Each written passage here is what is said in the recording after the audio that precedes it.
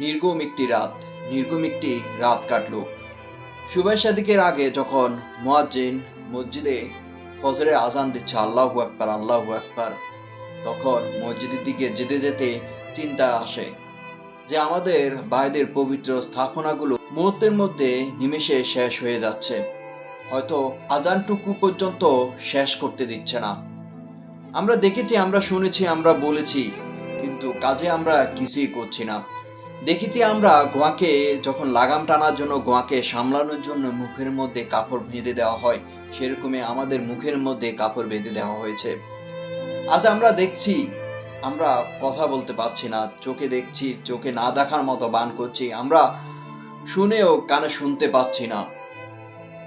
আমাদের ভাইদের আহাজারি, আমাদের ভাইদের চিৎকার নিমেষেই মানচিত্র থেকে শেষ হয়ে যাচ্ছে একটি জাতি।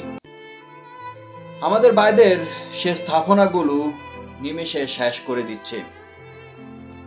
আমরা অনেক সময় টিভি চ্যানেলে সংবাদে শুনতে পেয়েছি, বড় বড় কথা বলতে দেখেছি, শুধু তারা এতটুকুর মধ্যে সীমাবদ্ধ।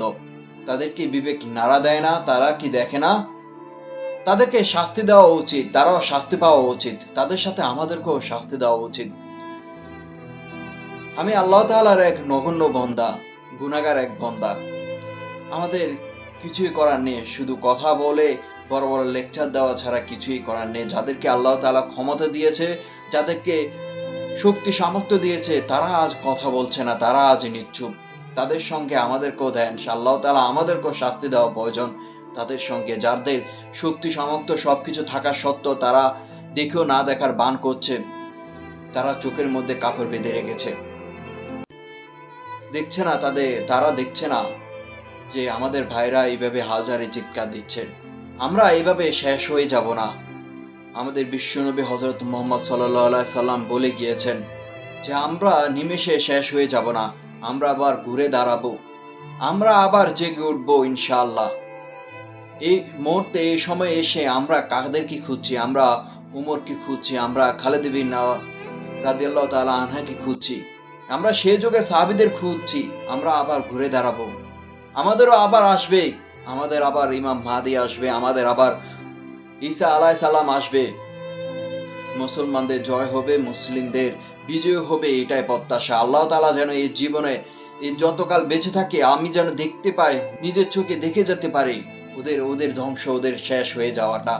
আল্লাহ তাআলা আপনার কাছে একটি প্রার্থনা, একটি দোয়া। এখন আমাদের আর কোনো কিছু করার নাই। আমাদের হাত আছে, হাতের কিন্তু শক্তি সামর্থ্য কোনো কিছুই নেই। আমি সবসময় দোয়া করি আল্লাহ তাআলার কাছে যে আল্লাহ তাআলা তাদেরকে শেষ হওয়ার মুহূর্তটা যেন আমাকে চোখের সামনে দেখিয়ে দেন আমাকে।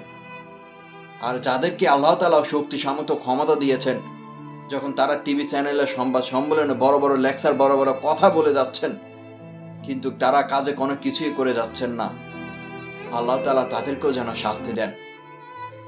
আল্লাহ তাআলা তাদেরকে যেন আমাদের ভাইদের মতো পরিণত করেন, এটাই প্রত্যাশা। আমার মুখ আছে, মুখ বলা, মুখে শব্দ নিয়ে চোখ আছে, চোখে দেখার মতো দৃষ্টিশক্তি নিয়ে কান আছে শ্রবণ করার মতো, আজ আমাদের শক্তি নেই। কালো অন্ধকার রাত সুবহ সাদিক আসবে, এই কালো অন্ধকার, ঘন কালো অন্ধকার কেটে যাবে।